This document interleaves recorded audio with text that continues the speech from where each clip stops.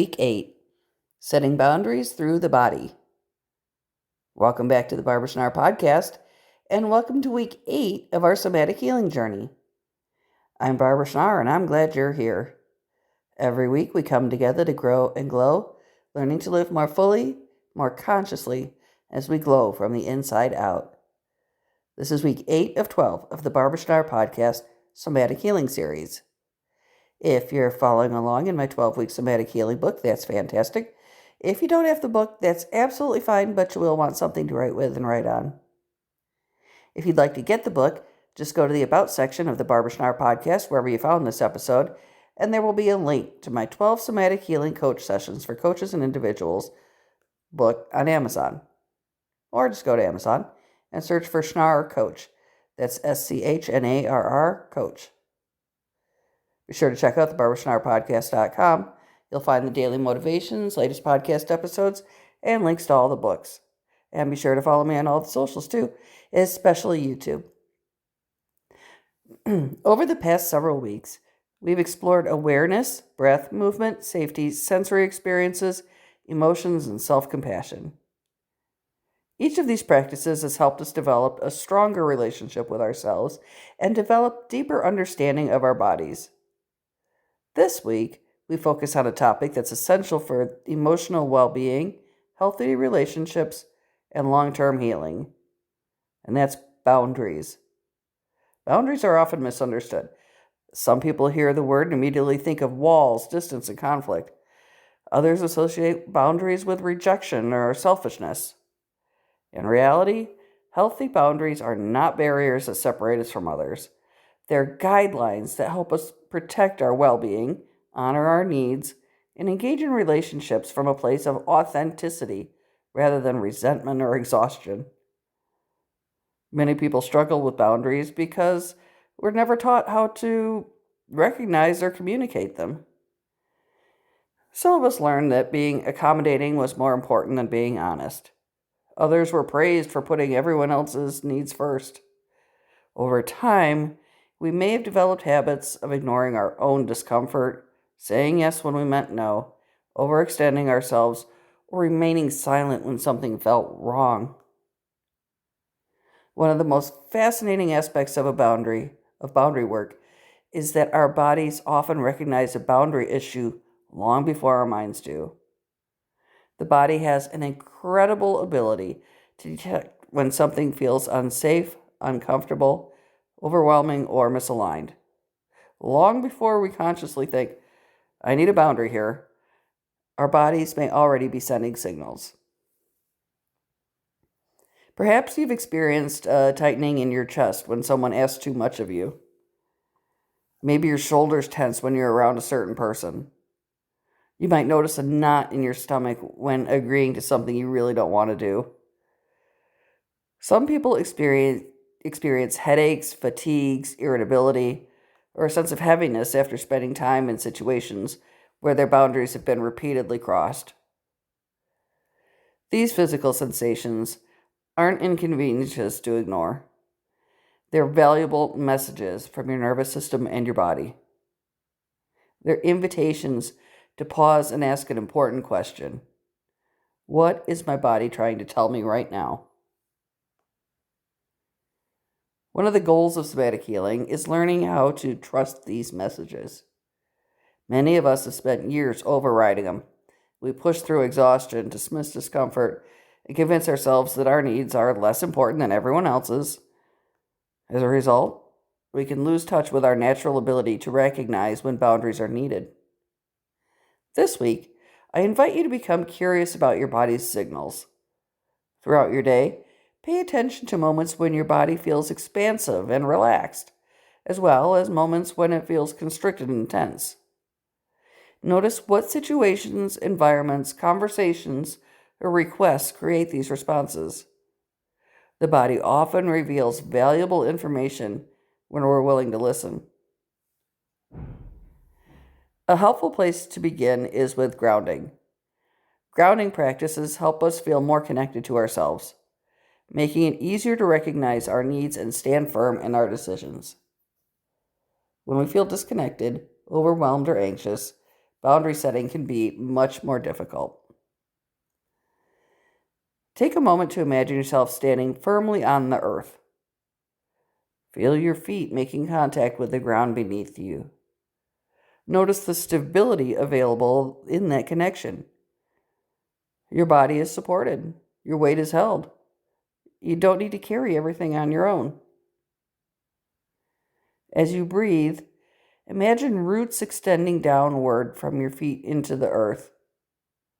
With each breath, feel a growing sense of stability and strength. This simple visualization can serve as a reminder that boundaries are not about aggression or control. They're about staying rooted in yourself. Another valuable somatic practice involves exploring what a physical yes and no feel like in your body. Many people spend so much time making decisions based on obligation, fear, or habit that they lose connection with their body's natural responses. Think of a situation where you felt completely comfortable saying yes. Maybe it was an opportunity you were excited about, or a person you trusted, or an activity you genuinely enjoy. As you bring that memory to mind, notice how your body responds. Many people report feelings of openness, expansion, lightness, warmth, or ease. Now think of a situation where you wanted to say no but felt unable to do so. Notice what happens in your body as you recall that experience. You may feel tightness, heaviness, contraction, discomfort, tension. Again, there's no right or wrong response. The purpose is simply to notice. The more familiar you become with these sensations, the easier it becomes to use them as guidelines in everyday life. Before agreeing to a request, making a commitment, or entering a situation, pause and check with your body. Ask yourself, does this feel like a yes? Or does this feel like a no? Or does it feel uncertain? Boundary work becomes much easier when we learn to trust our internal signals. Another aspect of boundaries involves understanding personal space. Every person has an invisible sense of space surrounding them. This space is physical, emotional, and energetic. When our boundaries are respected, we often feel comfortable and at ease, whether they are or not, whether we may feel crowded, overwhelmed, or drained, or disconnected. Visualization can be a helpful tool here. Imagine a protective bubble surrounding your body. This bubble is not rigid or impenetrable. Instead, it's flexible and responsive. It allows connection, kindness, and support to enter while helping filter out experiences that feel overwhelming or harmful. Spend a few moments imagining yourself within this space. Notice how your body responds. Many people experience a sense of relief, safety, or even empowerment when visualizing healthy boundaries in this way. The exercise reminds us that we have the right to determine what we allow into our lives and what we choose to keep at a distance. Physical touch can also help strengthen our awareness of boundaries.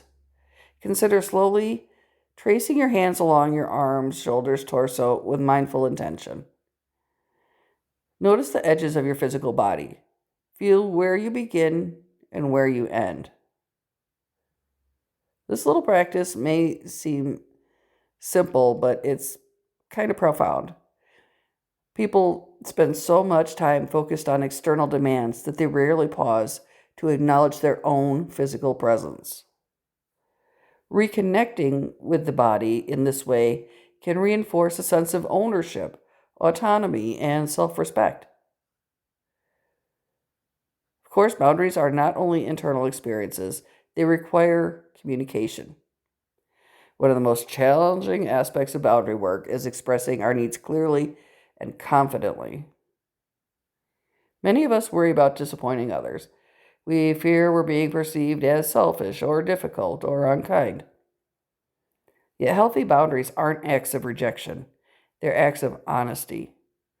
They allow relationships to be built on authenticity rather than obligation. Notice what happens in your body when you imagine saying a simple phrase such as, "Well, I'm not available for that," or "I need some time to think about it." For some people, these words create anxiety. For others, they create relief. Whatever arises is valuable information. Boundary setting often becomes easier with practice. Like any skill, confidence develops through repetition. Each time you honor your limits, you strengthen your trust in yourself. Each time you listen to your body's signals, you reinforce the message that your needs matter.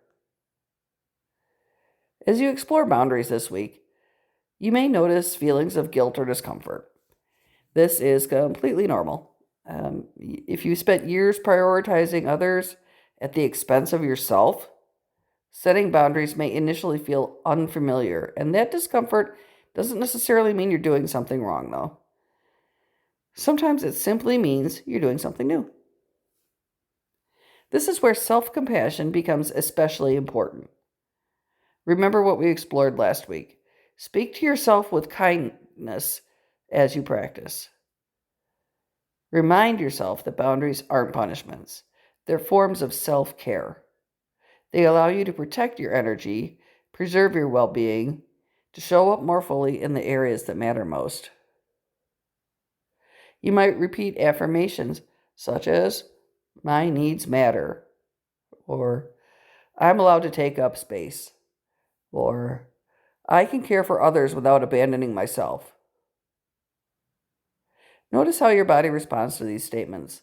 Do they create resistance, relief, empowerment, curiosity? As this week unfolds, pay attention to moments when honoring a boundary creates a positive shift. Perhaps you feel less exhausted after saying no to an unnecessary commitment. Maybe you notice greater peace after limiting exposure to a stressful situation. Perhaps you experience more energy because you chose rest instead of obligation. These moments matter. They demonstrate that boundaries aren't barriers to connection. They are pathways to healthier relationships with both ourselves and others. As we come to the end of this week's exploration, remember that boundary setting isn't about becoming rigid or unavailable. It's about developing a relationship with yourself that's built on trust, respect, and awareness. Your body's been communicating these needs all along. The more you listen, the more clear those messages become. Thank you for joining me for week 8 of our somatic healing journey. Every time you honor a limit, listen to your body's wisdom, or communicate a need with honesty, you strengthen your foundation of self-trust. Boundaries aren't walls that keep people out. They're bridges that help us connect more authentically because they allow us to show up as our true selves. Till next time, take a slow breath, feel your feet beneath you, and remember that you're allowed to take up space. You're allowed to protect your energy. You're allowed to honor your needs, and your body can be one of the most trustworthy guides in showing you where those boundaries belong.